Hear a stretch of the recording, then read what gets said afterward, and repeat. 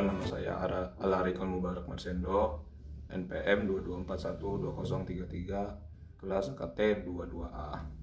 Kali ini saya akan membacakan materi terkait definisi metodologi.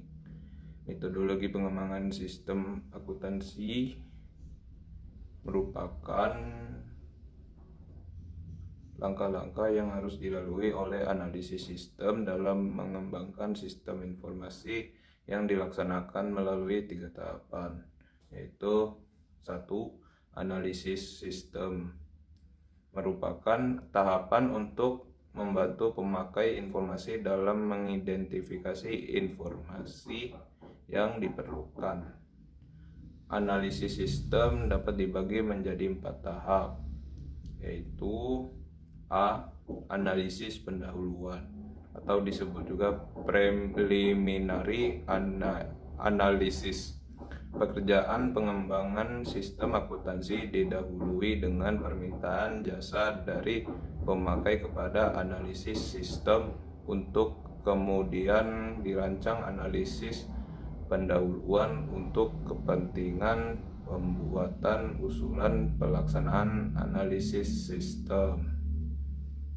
B. Penyusunan usulan pelaksanaan analisis sistem.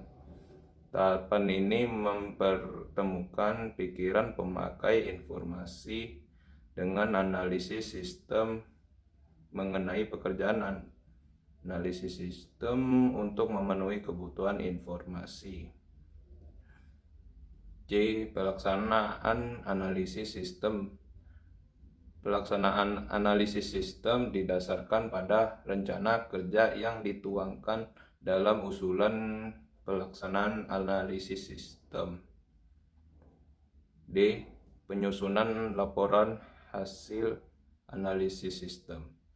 Isi laporan hasil analisis sistem meliputi pernyataan kembali alasan yang mendasari dan luas analisis sistem, daftar masalah besar yang ditemukan, persyaratan informasi yang diperlukan oleh pemakai informasi, asumsi penting oleh analisis sistem, proyeksi sumber daya dan biaya yang diperlukan, rekomendasi yang bersangkutan dengan sistem atau persyaratan yang harus dipenuhi. 2. Desain sistem merupakan proses menerjemahkan kebutuhan pemakai informasi ke dalam alternatif rancangan sistem untuk dipertimbangkan kembali oleh pemakai informasi. Langkah-langkahnya meliputi adalah A. Desain sistem.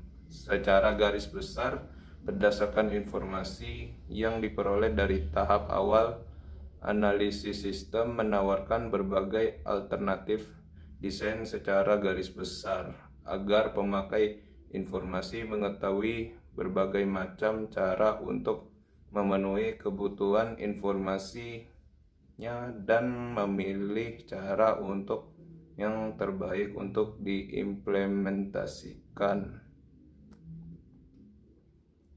B. Penyusunan usulan desain sistem. Secara garis besar, usulan desain sistem disusun secara tertulis untuk mengemukakan berbagai rancangan desain sistem secara garis besar dalam memperoleh informasi. C. Evaluasi sistem. D. Penyusunan laporan final desain sistem secara garis besar. E. Desain sistem secara rinci. Dan D. Penyusunan laporan final desain sistem secara rinci. 3. Implementasi sistem merupakan pendidikan dan pelatihan pemakai informasi, pelatihan dan koordinasi teknis, pengujian sistem baru, dan pengubahan sistem informasi yang dirancang untuk dapat dilaksanakan. Pada tahap ini, analisis sistem menyusun laporan final implementasi sistem yang terdiri dari rencana pelaksanaan dan hasil pelaksanaan. A. Persiapan implementasi sistem pelaksanaan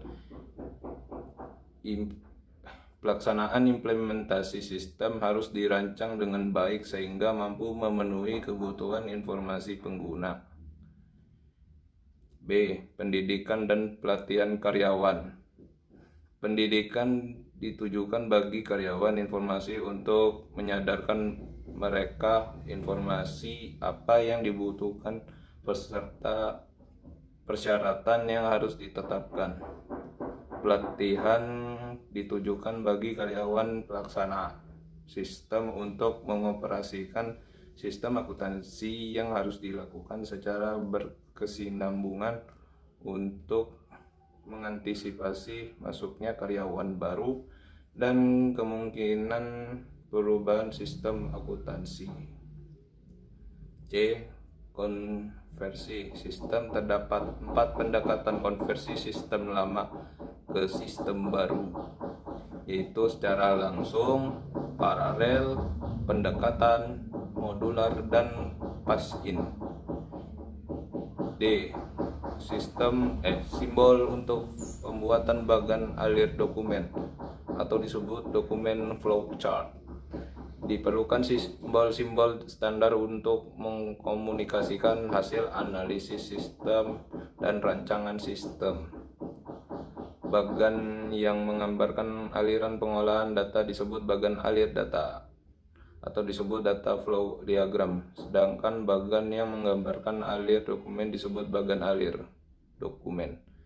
Sekian, saya akhiri. Kalau ada salah kata dari saya mohon maaf. Kepada Allah saya mohon ampun. Saya akhiri. Wassalamualaikum warahmatullahi wabarakatuh.